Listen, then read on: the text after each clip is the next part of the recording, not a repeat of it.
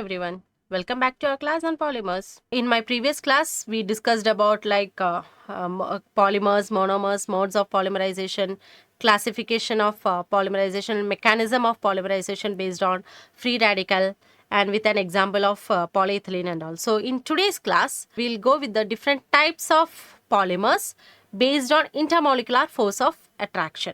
Okay, so for that I have chosen like plastic, elastomer and fibers. So we will be continuing the class with definition of plastic, example of plastic, then elastomers with an example and a fiber with an example.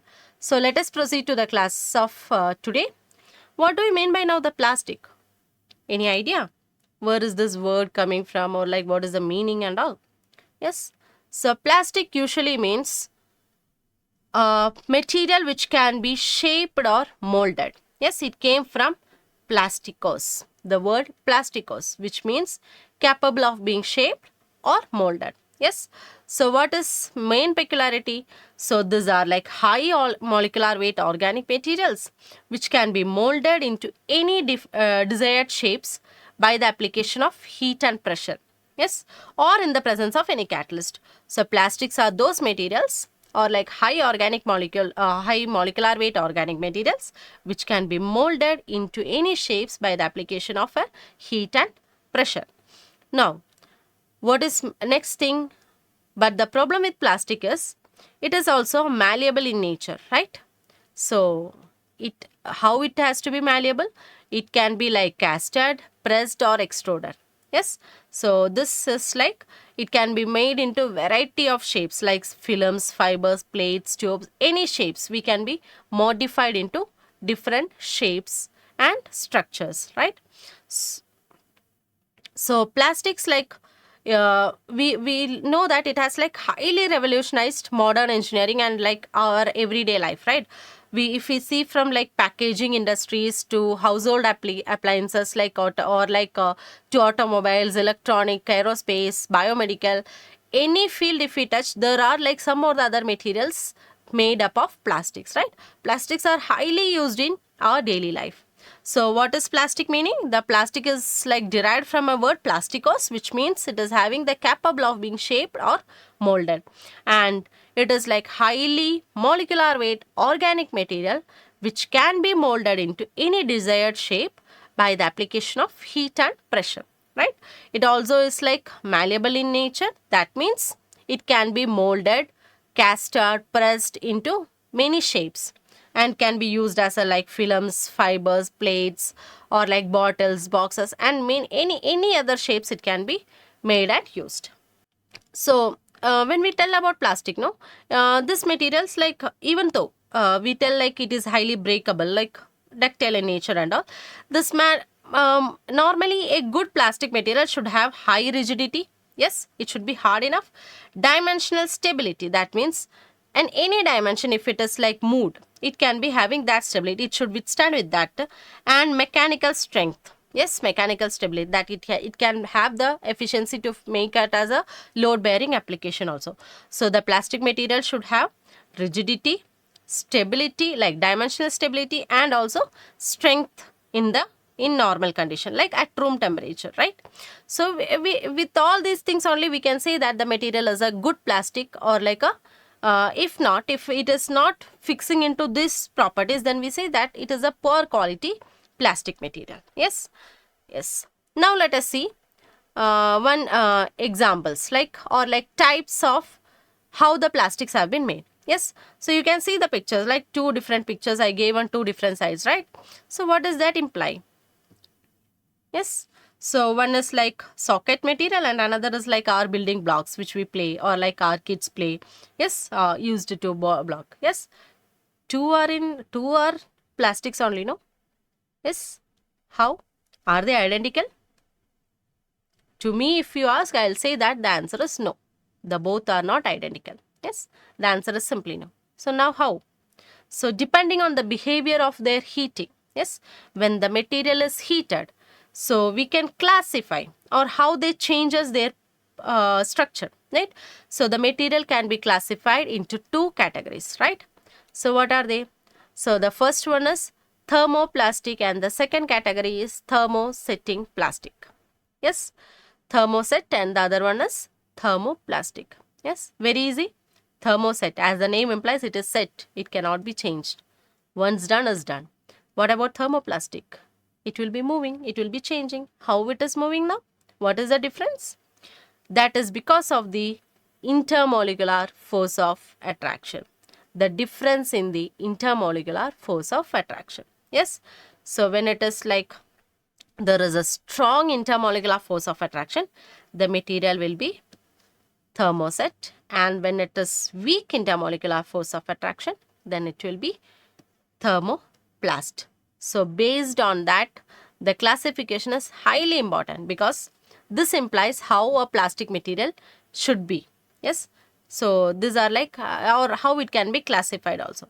So now let us see how this like major classification, how it is done, right? Thermoplastic and thermosetting, which is very important topic actually. So let us see one by differentiation or similarities or difference. Okay. So thermoplastic. So what happens in thermoplastic? It becomes soft on heating and rigid on cooling. Yes, if you notice, like normal PVC pipes and all which we have in our home now, if we heat it, what will happen? It will melt. It will start melting out, right? But as soon as it cool down, we can mold it into its shape. It becomes hard also. Yes. So that is what meant by soft on heating and rigid on cooling. Whereas in thermoset, right? What will happen? It cannot be. Once it is set into a mold or into a structure, it cannot be changed its nature. Okay, it cannot be changed. Just like its property will not be changed. So that is the thermoplastic is like soft on heating and rigid on cooling, whereas thermoset, once they are solidified, they cannot soften by heating again. Second one is addition polymerization. That means thermoplastic materials are formed by the addition polymerization, maximum by the addition polymerization. Okay, whereas in case of thermosetting, it can be formed by the condensation polymerization. Okay. Yes. So first one is step, like if I write an example, C double bond C, right? It is like CC. It is because of heat. The bond is weak. We are breaking it and it is getting heated up, right? Addition polymerization is happening. Now, what is happening in this? Since addition polymerization, how will be the bonds or how will be the structure? It will be linear polymers. It will be a straight chain, a lean or line. Okay.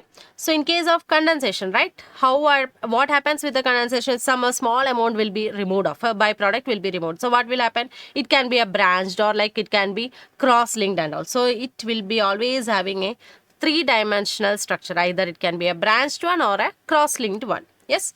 So once we told that it cannot, this thermoplastic becomes soft on heating and rigid on cooling, right? So what will happen? So this property, it will alter, like it will not alter any chemical changes, right? It will not be having any chemical changes. These are like permanent. Thermosetting materials, no, if we say like they are permanently hard. Okay, so there is no more changes here also. But in thermoplastic, since it can be remolded, what it will be happening? It can have a reshaping. Yes, it can be remolded. Whereas in thermoset, it cannot be reshaped or remolded. Thermoplastic we can even prepare from a agro-waste material, but thermosetting cannot be done that.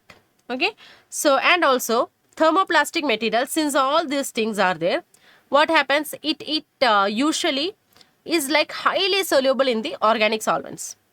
It can be easily solubilized in the organic solvent, whereas in case of thermosetting, it cannot be soluble in the organic solvent.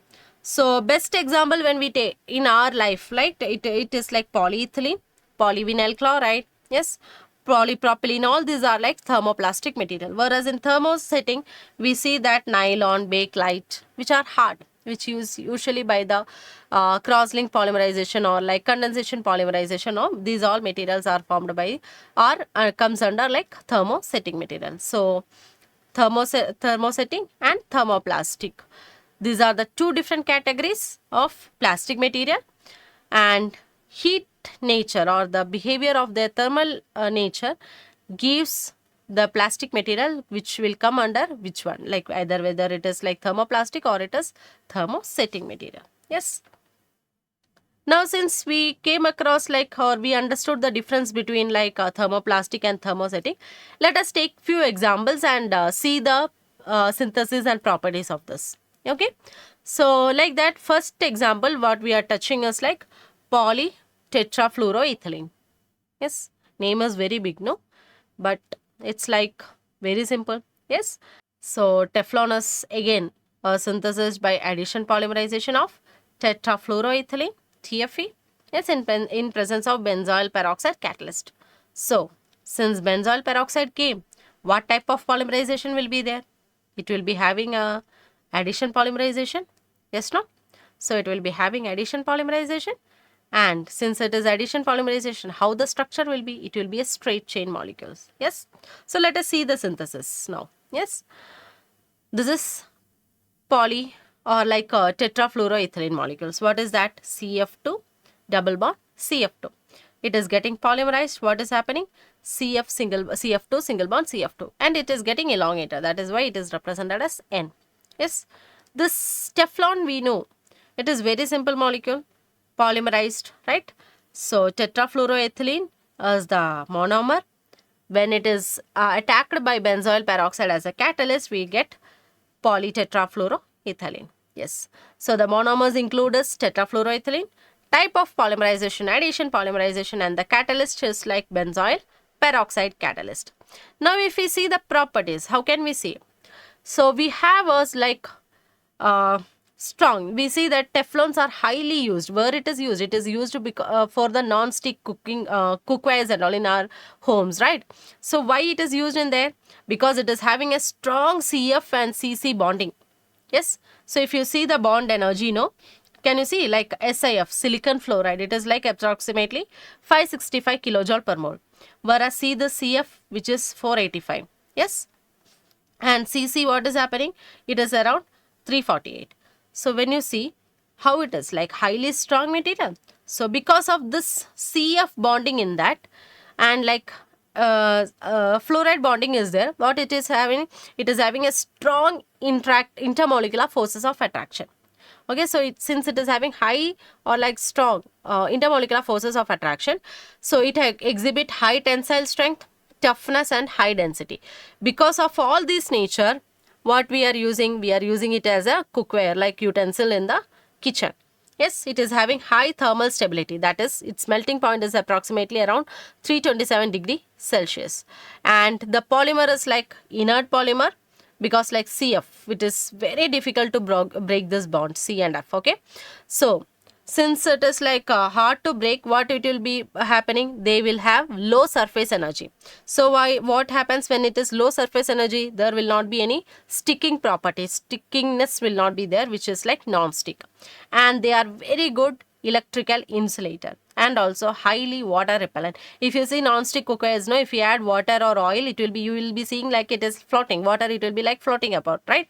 It will not be sticking anywhere. So that is the reason. This is because like CF bonds are like high strong over there, and they are like enough inert molecules. Okay, so this is like Teflon, like properties of Teflon. Now obviously when we talk about application, what is there? It is a non-stick cookware. It is like insulating material and chemical resistance in the tanks, pipelines, and walls and all. Yes, it is handy corrosive and non-lubricating bearings. So maximum, when if anybody ask a question on like polymers, right, or like major application of polymer, you can see that it will be used as a good insulating material. All the polymers are like good insulating materials. Okay, so electrical insulator, they are highly electrical insulators. Depending on the property of polymers, some application may be changing, but this insulating property will be staying for almost all the materials. So Teflon, non-stick cookware, and high insulating material. So I hope Teflon is very clear for you people. So Teflon is synthesized by CF2 double bond CF2 tetrafluoroethylene by the presence of like benzoyl peroxide, right, which act as a catalyst, and addition polymerization happens. We'll get polytetrafluoroethylene, yes, which is known as Teflon. Now let us see what do you mean by elastomers, right? You might have seen elastomers is also a classification of material, intermolecular force only. Now, what is the difference happening over here? Is the material same like plastic material? Yes, is the material same? No. For me, it's not. So, what it is? This material is having an elastic nature. Yes, highly elastic nature is there. So, when we talk, like some polymers, no, possess, they have like entirely different characteristics that they can be stretched several times. Like when we talk about, it can be stretched several times and it will come back to its original state. So, such polymers, when they can be stretched and come back to its original shape, when the force is applied, right? So, or like when the force is removed. So, these polymers are known as like elastomers. So, they have the property of elasticity. Yes, that means they can be stretched several times and they can retain their original length. Yes, so this is like because they contain like long, lightly cross-linked polymer chain. So if a bond is a CC, yes, if this bonding is like weak intermolecular force is happening, what will happen? This is easy to move now. It can be moved anyway. Yes, so once it is like very hard, since now this material cannot be moved, right? But if there is a spring in connection between them, what will happen? It can be moved, right? It can be tilted. So that is simple. So it is like cross-linked, that lightly packing or like weak intermolecular force of attraction. So this gives elastomers. Okay, so this is like, so elastomers are like highly elastic. They are amorphous in age, soft and flexible, and we can use it in tires, belts, seals, everything.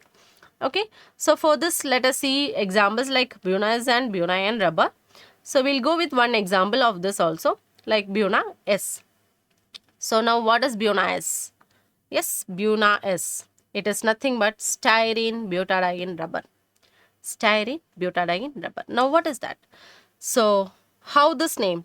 So monomers like involved for styrene butadiene rubber is, or like preparation of Buna is 1,3-butadiene.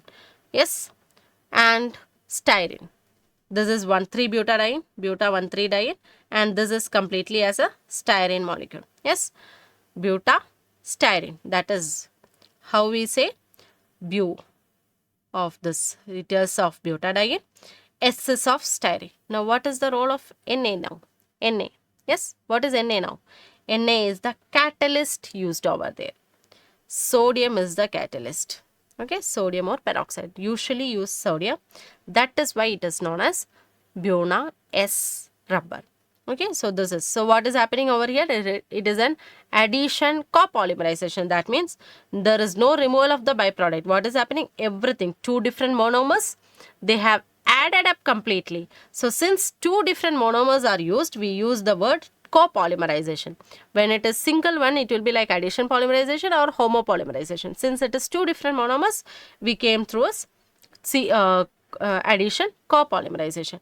So butadiene, when it is reacted with styrene in presence of sodium, we get Buna S. What happened? Now, if you see the structure, if you see the reaction, what is there? CH2 double bond CH and single bond CH, double bond CH2 for buta3. So, same things are here also. Yes, all the same. But what happened? This double bond shifted into middle. Yes, double bond came into the middle one. Yes. Now, again, after CH2, what is happening? This vinyl group got added up here.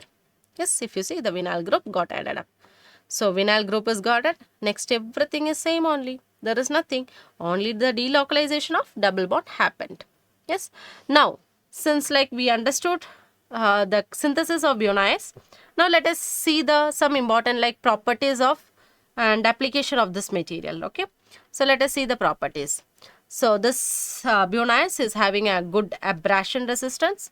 It is having mechanical strength, aging and heat resistance, and it is like highly stable than the natural rubber, and it is not resistant to oil or like any organic materials, organic solid. So now what is abrasion resistance? Yes, what do you mean by it? So for example, if you take a eraser, right, when you scratch with the nail, what will happen? You may see some powdery like material, like rubber parts coming out. So when a material, when you scratch with nail or like any scratch test is done, if that material is not tearing off, then it is known as abrasion, or that test is known as abrasion. So when the material is having that resistance, when it is not tearing off, then we say that the material is highly abrasion resistant. So since it is not tearing up, what is there? And we told that it is like high, or like it can give high strength. It is like highly, it is having high mechanical strength. So since it is used as like high mechanical strength, the application is very clear from here itself. We can use it as a tire. Yes, and more stable than the natural rubber. So that is the thing. So natural rubber usually, which is used in the erasers and all, what will happen? It will give a tearing. Tear will be happening. So its strength is less. So it cannot be even used as a in the application, like load bearing application and all, we cannot use. So there we can use as VIGNANA S. So VIGNANA S is like, it is government specified rubber also. Okay, it is government specified rubber also. So usually when we talk about the stocks and all, when this VIGNANA S only will be considered. Yes, it will be as like a reference material for the calculation of rubbers and all, weights, quality, quantity and all. This VIGNANA S will be considered. Okay, so this is all about the properties of VIGNANA S. Now when we see about the VIGNANA like application, we say since abrasion and mechanical is there, I told it will be used for the high automobile tires, right? Any automobile. Then when you see the gaskets of cookers and all in the home now, all these gaskets and seals are made up of VIGNANA S. Same again, insulator material. Yes, all the electrical insulators can be used by VIGNANA S. So these are all the main class application for the VIGNANA S. Yes, so we told about a plastic, we told the difference of plastic, we told an example of plastic like Teflon, we talked about elastomer, and one example we gave as VIGNANA S. Now let us see one more classification of polymer based on the molecular forces, right? What it is? It is fibers. Yes. So what are fibers now? Fibers are like long, thin, thread-like polymer chains. Yes. So apart from the definition, if you see, if you peel off corn, sweet corn obviously, or like any corn, you may get a peel, like a skin will be there, a green color. Along with that, a thready like structure will be there, nature, right? They are known as fibers. Now these fibers, can it be pulled off? Can it be stretched? No, now. Even our hair, can it be stretched? No. So what is fibers now? It is long, thin, thread-like material. But what happens? It will not undergo any stretching or deformation like elastomers. Elastomers also comes under this only. So what will happen? These materials are like, why it is not having any deformation? Because like there are hydrogen bonding in this.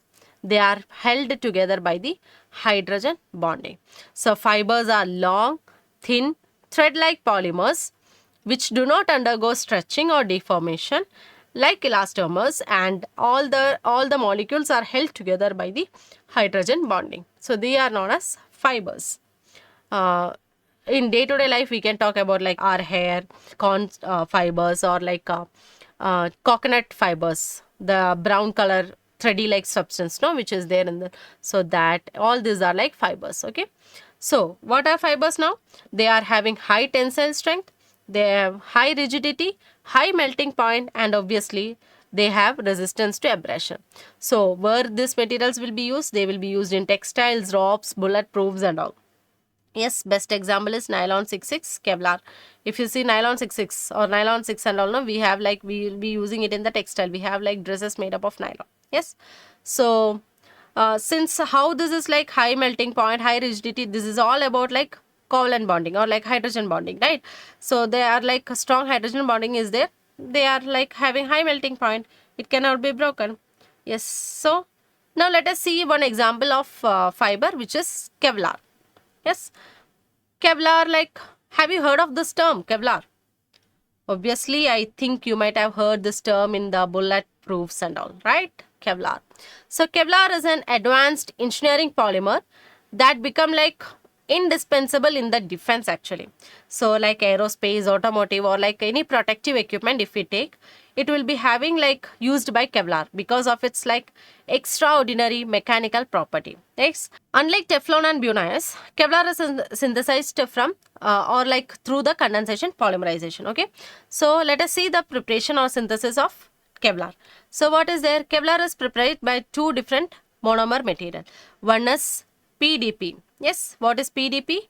Well, that is phenylene diamine. Okay, phenylene diamine, which is known as PPD, phenylene diamine.